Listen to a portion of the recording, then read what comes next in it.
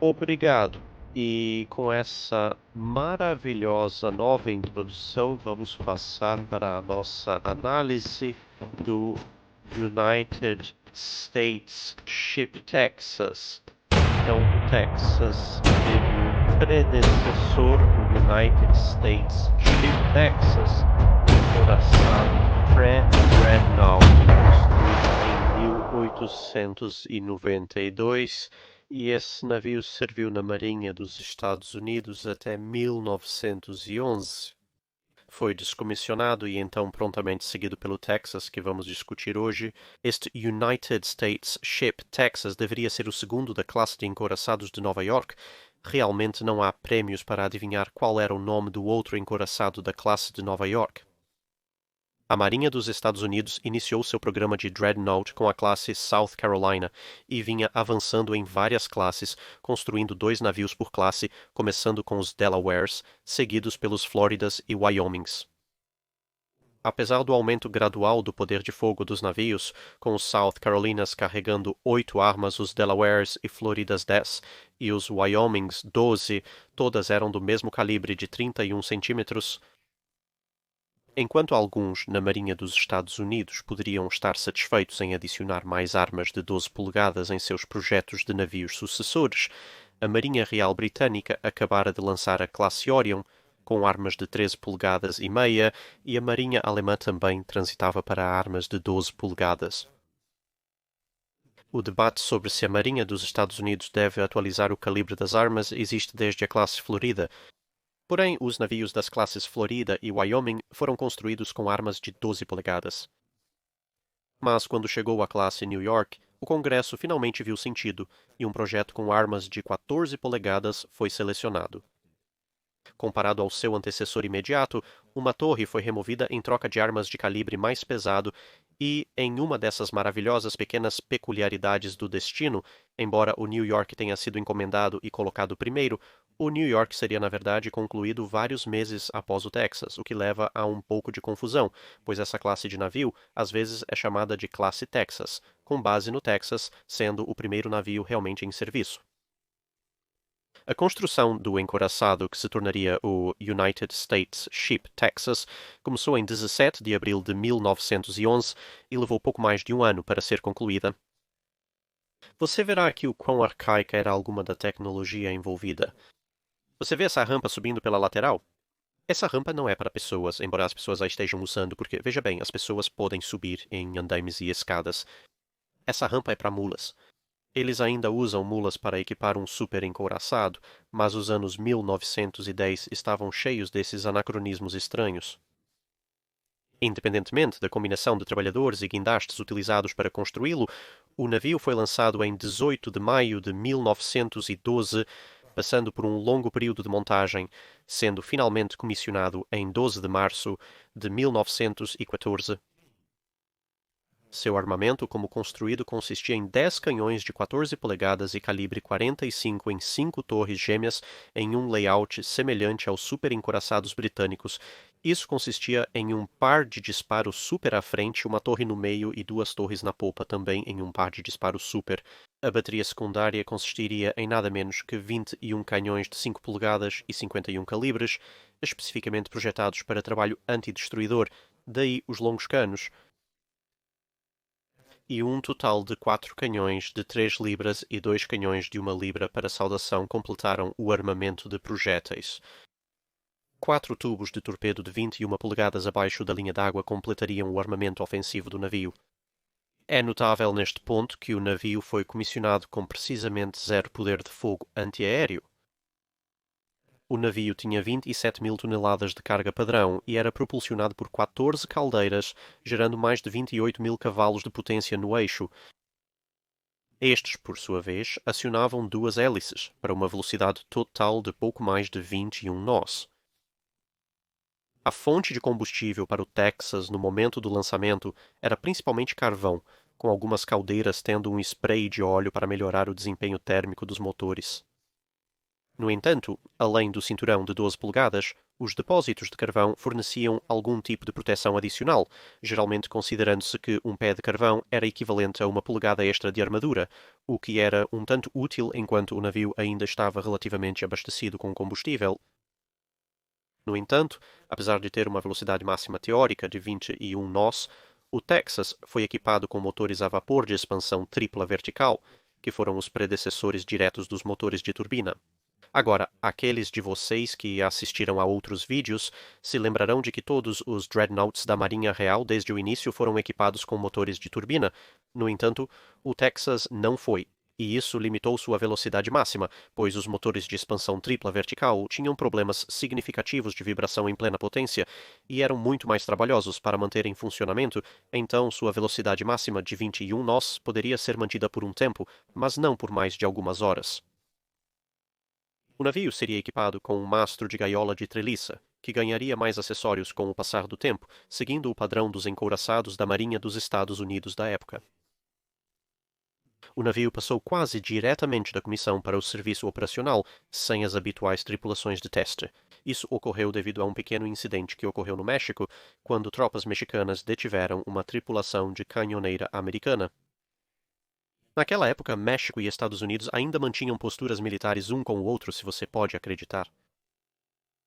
Para enfatizar qual das duas nações tinha o maior poder, o Texas, juntamente com outros elementos da frota do Atlântico, foram enviados para a costa mexicana para uma demonstração de força, que incluiu um desembarque de força em Veracruz, para apreender a alfândega em retaliação pela apreensão da tripulação do canhoneiro americano. Como sugerido por essa operação, o Texas foi designado para a Frota do Atlântico e retornaria às operações normais antes do final do ano, com sua primeira viagem operacional tendo sido uma missão de serviço ativo. Ela estava de volta ao Estaleiro Naval de Nova York até fevereiro de 1915 para passar pelos reparos usuais e pequenas alterações que normalmente teriam sido feitas após um cruzeiro de teste. Com esse trabalho concluído, o Texas voltou às suas funções normais e passou um breve período como possivelmente o bote salva-vidas mais fortemente armado do mundo, já que o navio de passageiros da Holland America Line, Rindum, foi abalroado por um navio de frutas com bandeira norueguesa logo após os bancos de areia de Nantucket.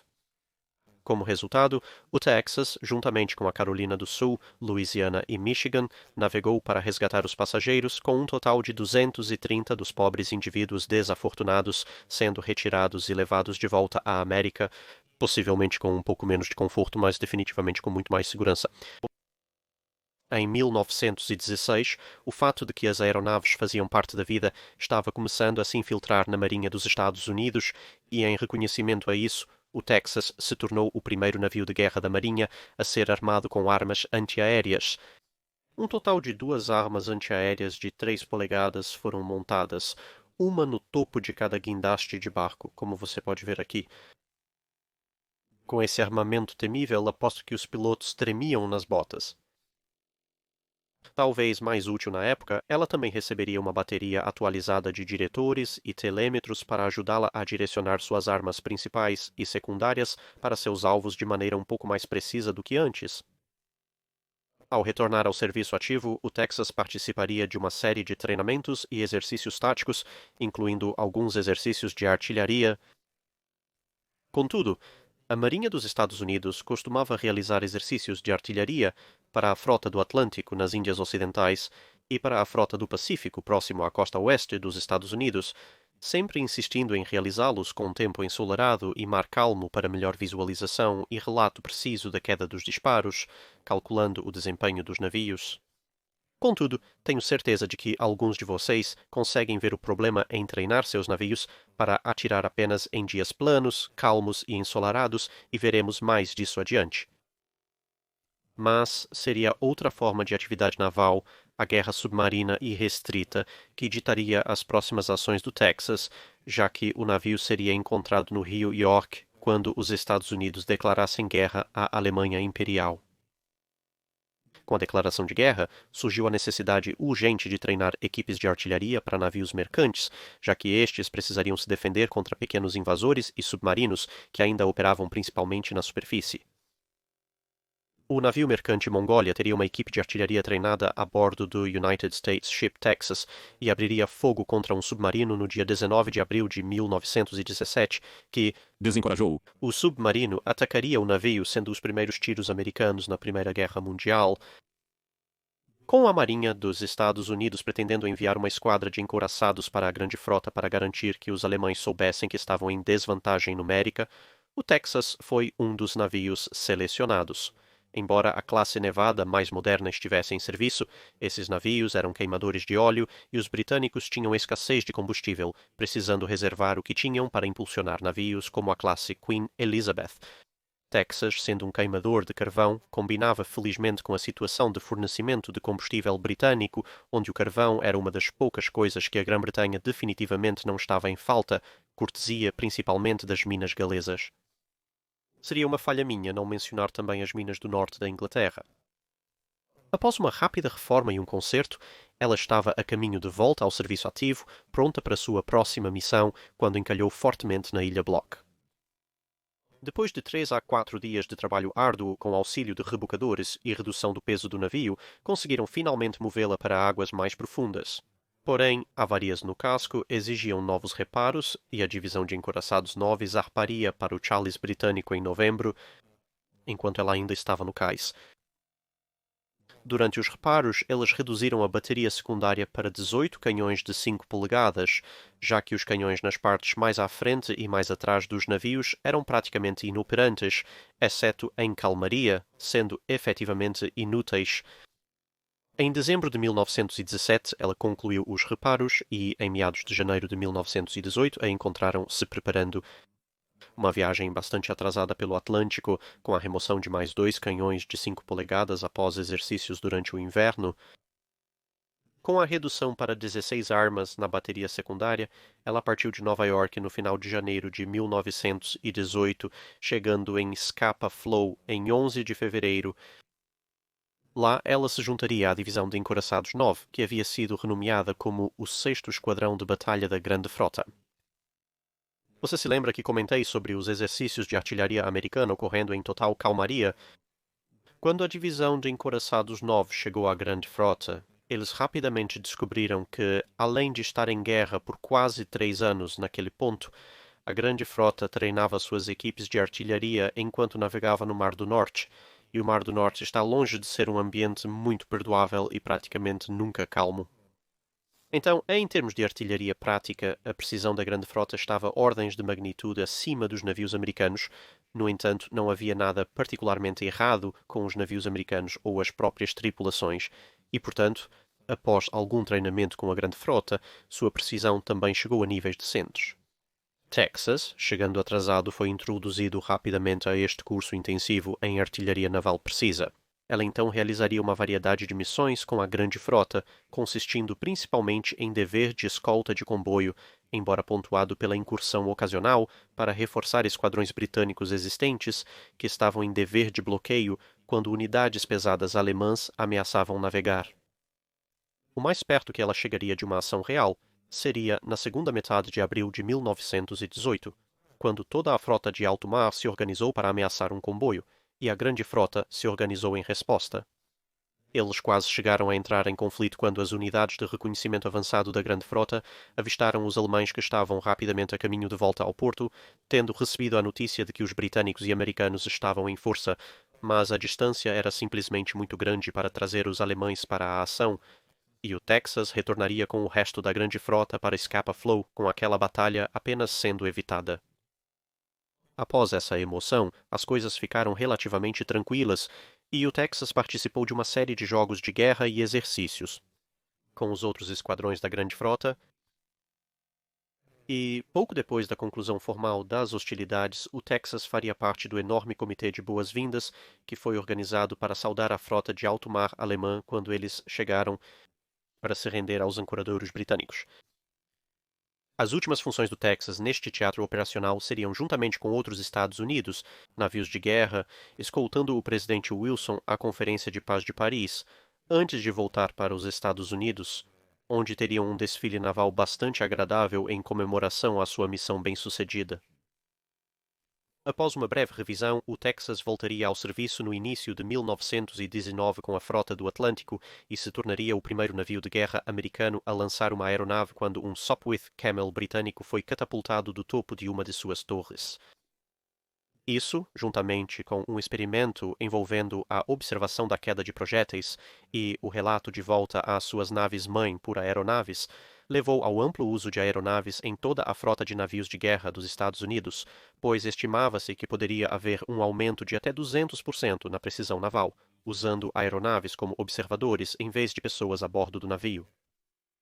Porém, no meio do ano, seu dever com a Frota do Atlântico estaria temporariamente encerrado, sendo designada para a recém-formada Frota do Pacífico e recebendo um novo número de casco, PB-35, já que a Marinha dos Estados Unidos adotou este sistema para identificar os cascos de seus navios.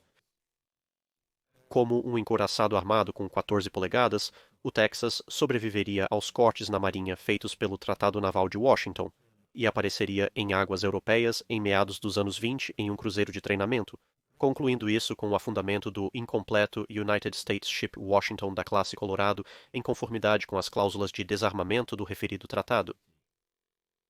Neste ponto, seus mastros de treliça haviam adquirido tantos extras e peças que estavam bastante instáveis, e então ela entrou no estaleiro naval de Norfolk em 1925 para uma grande modernização. Isso resultaria na remoção de ambos os mastros de gaiola e substituição por mastros de tripé. Seus caldeirões a carvão também seriam removidos e substituídos por 6 novos caldeirões a óleo, e seu equipamento de controle de incêndio também seria atualizado. Seu par de armas antiaéreas também seria complementado por 6 novas adições, totalizando 8, e os tubos de torpedo foram removidos. 6 das restantes armas de casamata de 5 polegadas também foram realocadas para novas casamatas de convés principal, mais altas durante esta reforma. No período entre guerras, a breve Frota do Pacífico foi abolida, assim como a Frota do Atlântico, para criar a Frota dos Estados Unidos, da qual o Texas, após sua revisão, seria o navio principal. A força de batalha era considerada baseada no Pacífico e a força de reconhecimento no Atlântico. Essa situação durou até a entrada dos Estados Unidos na guerra em 1941, quando as frotas do Atlântico e do Pacífico voltaram a existir, quase como se nada tivesse acontecido.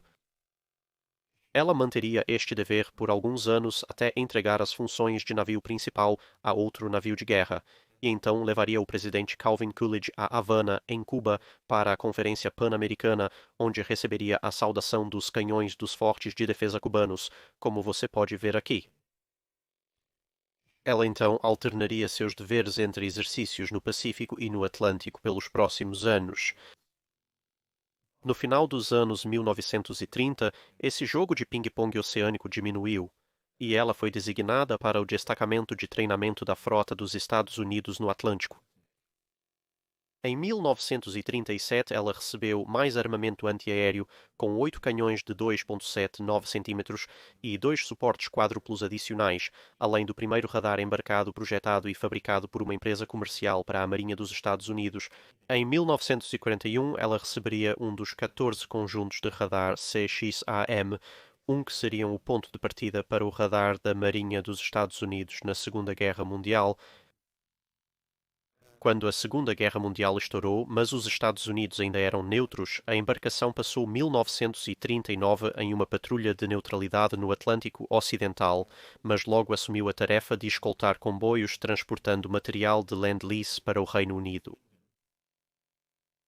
No decorrer desses deveres, ela foi perseguida sem sucesso pelo U-203 com a declaração de guerra dos Estados Unidos. No final de 1941, o Texas se encontraria como um dos mais antigos couraçados ativos na Marinha dos Estados Unidos, com uma combinação de desgaste do motor e carga adicional devido a reformas que diminuíram sua velocidade máxima para pouco menos de 20 nós.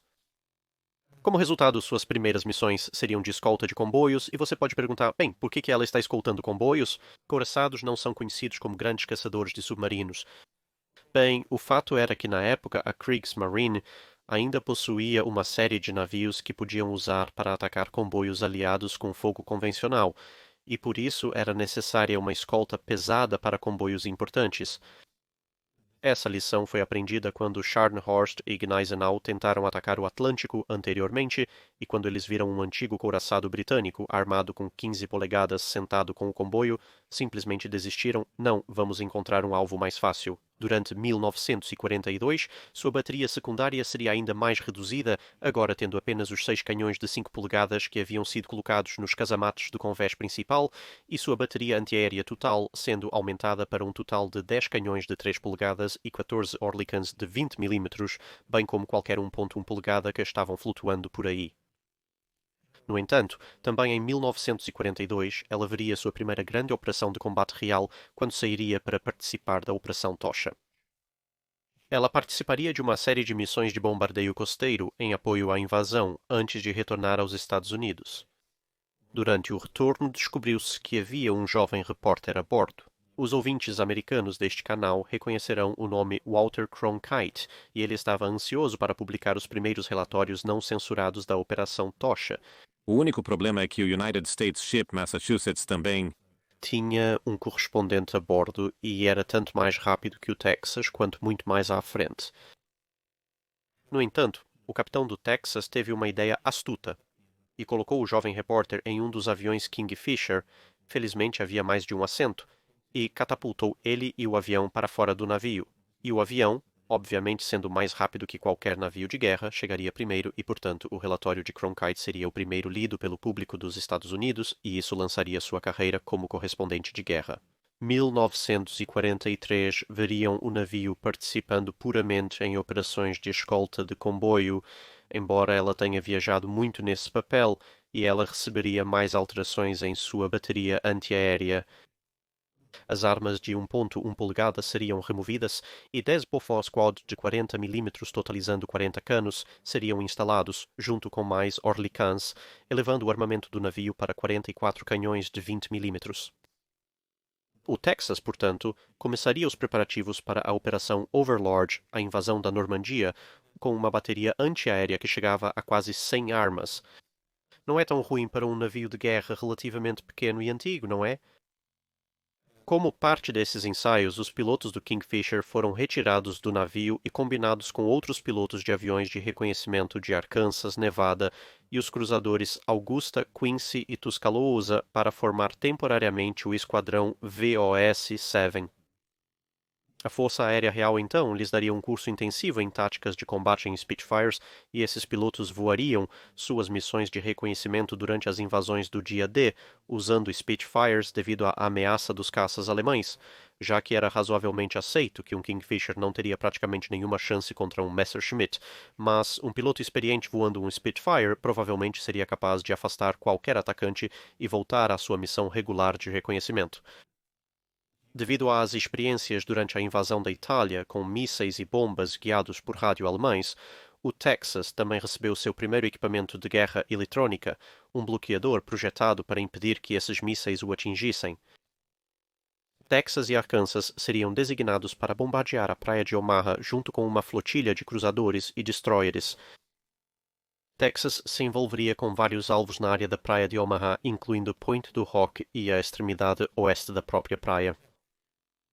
Com os observadores em seus Spitfires acima, ela também dispararia sua bateria principal bastante para o interior, tanto para interromper o agrupamento de reforços inimigos, quanto para engajar baterias de artilharia que estavam posicionadas mais atrás da praia, mas também havia uma série de oportunidades para eliminar pontos fortes, ninhos de metralhadoras, atiradores de elite e outras fortificações inimigas que estavam em linha de visão mais direta. É preciso se perguntar sobre o azar absoluto de um atirador alemão que escolheu aquele dia para operar de uma posição onde ele seria contra-atacado por um projétil explosivo de 14 polegadas. Após quase meio mês de serviço de bombardeio costeiro, suas missões finais envolveram ela ter que inundar a bolha de torpedo de este bordo para conseguir elevar as armas o suficiente para engajar seu último conjunto de alvos. Mais tarde, naquele mês, ela se juntaria ao Arkansas e Nevada, juntamente com o usual escolta de cruzadores e destroyers para suprimir fortificações e baterias ao redor do porto de Cherbourg. Desta vez, ela seria contra-atacada por fortificações alemãs contendo armas de 240 mm. Em um confronto bastante espetacular com a bateria Hamburg, O navio conseguiu marcar vários acertos diretos que destruíram pelo menos uma das armas na bateria, em troca do qual a bateria marcou pelo menos 2 acertos no Texas. Um desses acertos ricocheteou na torre de comando, atingiu uma coluna sob a ponte de navegação e explodiu, causando várias baixas, embora apenas o timoneiro tenha morrido. O outro acertou a proa de bombordo, acabando na cabine do oficial de garantia marinha auxiliar, Clark, mas falhou em explodir, o que certamente foi uma surpresa agradável ao sair do serviço. O projétil foi desarmado e está em exibição no navio até hoje. Após os reparos deste dano, o Texas então se dirigiu para o Mediterrâneo para apoiar a Operação Dragoon, a pouco conhecida invasão do sul da França pelos aliados na última parte de 1944. Após algum bombardeio inicial na costa, não houve tanta resistência e então o Texas voltou para casa. Chegando em Nova York em meados de setembro de 1944, onde passaria por mais 36 dias de revisão, durante os quais os canos de suas principais armas de bateria foram substituídos, já que tinham feito bastante trabalho desde a última instalação. Concluídos os trabalhos, ela retornaria ao Pacífico para garantir disparos contra o outro grande antagonista da Segunda Guerra Mundial, o Império Japonês. Ela apareceria na costa de Iwo Jima para apoiar os desembarques marítimos lá antes de seguir para ajudar na invasão de Okinawa. O inimigo lançou ataques kamikaze em resposta, mas o poder antiaéreo reforçado do Texas foi suficiente para mantê-la segura. O fim da Segunda Guerra Mundial a encontraria nas Filipinas e, como muitos outros navios da Marinha dos Estados Unidos, ela foi rapidamente inscrita na Operação Magic Carpet para trazer as tropas de volta. Ela completaria 3 dessas viagens de ida e volta bem-vindas antes de ser preparada para desativação no início de 1946. Com tantos couraçados americanos mais modernos que o Texas sendo preparados para desativação, incluindo todo o grupo sobrevivente de couraçados de classe padrão, os North Carolinas, os South Dakotas e alguns dos Iowas, estava bastante claro para muitas pessoas que o Texas não duraria muito neste mundo e encontraria o ferro velho em breve. Como resultado, a legislatura do estado do Texas decidiu que iriam arrecadar dinheiro para preservar o navio, o que foi feito até 1947, e em 1948 ela começou sua jornada para sua nova âncora. Seu nome foi retirado do registro naval em abril de 1948, tornando-se o primeiro museu memorial permanente de couraçados nos Estados Unidos. Após ser retirada dos registros da Marinha dos Estados Unidos, ela foi rapidamente recomissionada como navio principal da Marinha do Texas. O nome United States Ship Texas, portanto, estaria livre para ser usado pela Marinha dos Estados Unidos e eles o usariam para um cruzador e, mais recentemente, para um dos novos submarinos de ataque da classe Virginia em serviço ativo. Infelizmente, a comissão do encouraçado Texas não estava à altura da tarefa de manter o navio, e rachaduras e lacunas em várias superfícies e placas começaram a se formar. Os canos para o mar aberto falharam, vazios e bunkers inundaram, e o convés de madeira apodreceu. A solução para este último problema foi substituir o convés de madeira por concreto, mas, como qualquer engenheiro dirá, colocar concreto em aço é uma ideia incrivelmente ruim se você quer que as coisas sejam preservadas por muito tempo, porque o concreto corrói e o aço enferruja e tudo se despedaça, causando ainda mais danos ao próprio aço. Como esperado, o concreto rachou e a água da chuva começou a penetrar nos espaços abaixo do convés principal. Na década de 80, a situação se tornou tão ruim que a comissão do encouraçado Texas foi abolida e o navio foi entregue ao Departamento de Parques e Vida Selvagem do Texas após um grande levantamento estrutural e uma campanha de 5 anos. Mais de 15 milhões de dólares foram arrecadados e o navio foi movido para o dique seco para uma revisão completa e total, que era muito necessária. Para dar uma ideia de quão crítica era a situação, quando o navio foi rebocado de seu berço em direção ao dique seco que o reformaria, uma grande brecha se abriu logo à frente das salas de máquinas e várias bombas foram necessárias para impedir que o navio afundasse no canal de navios de Houston. Ela entrou no dique seco flutuante com apenas 6 polegadas de sobra antes que o assentamento se tornasse excessivo. Aproximadamente 15% da estrutura geral do casco do navio foi substituída com a instalação de um novo convés e a remoção de muitas toneladas de metal enferrujado e outros materiais da superestrutura que foram substituídos por material novo. O trabalho foi concluído em 1990 e o navio retornou ao seu cais. Contudo, era evidente que esses problemas ressurgiriam e em meados dos anos 2000 planejou-se mover o navio para um cais seco, mas tipicamente na política isso ainda não ocorreu. Isso, infelizmente, levou ao inevitável, e na última década surgiram vários vazamentos adicionais, com alguns deles ameaçando seriamente a integridade do navio. Para ser honesto, a falta de cuidado dado ao Texas durante seu período como museu me deixa bastante irritado.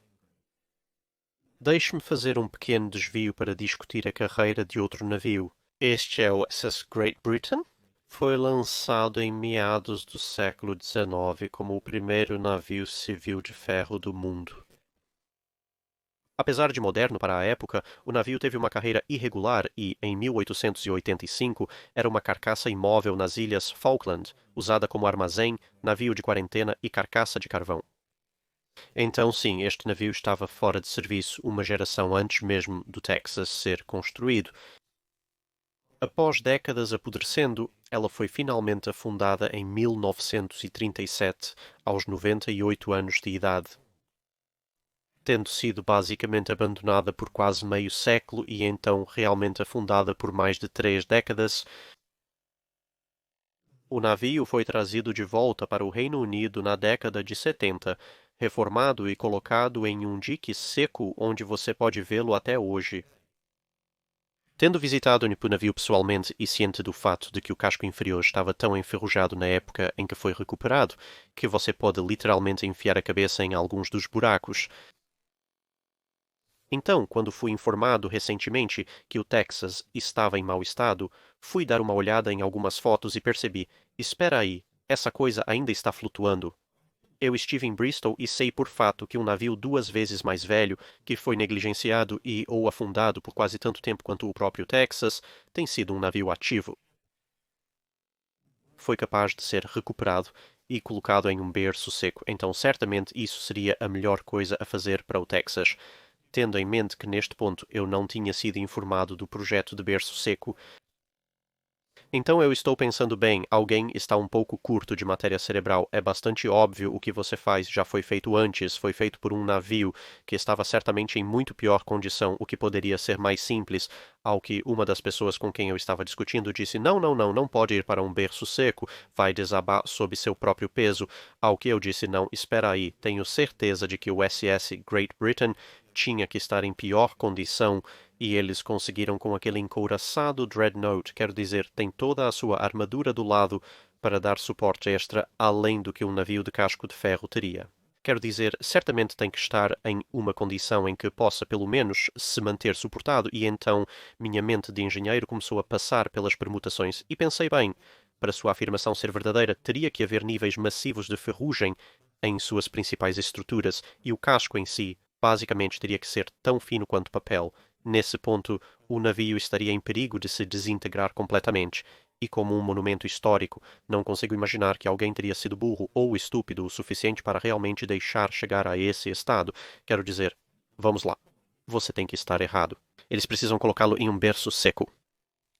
Nesse ponto, me mostraram um relatório que dizia que, além de ter significativas inundações abaixo da linha d'água, várias das principais estruturas do Texas foram permitidas a degradar a mais de 90% de ferrugem. Nesse ponto, bem, sim, essa foi basicamente a minha reação. Quer dizer, sério, e deixando tudo de lado, como diabos uma organização que supostamente deveria manter um navio intacto, como diretamente encarregada disso, deixa ele ficar em um estado pior do que um navio que foi deliberadamente deixado afundado e submerso por mais de 3 décadas, e olhando para o site do Conselho de Parques e Vida Selvagem do Texas, eles não parecem entender isso.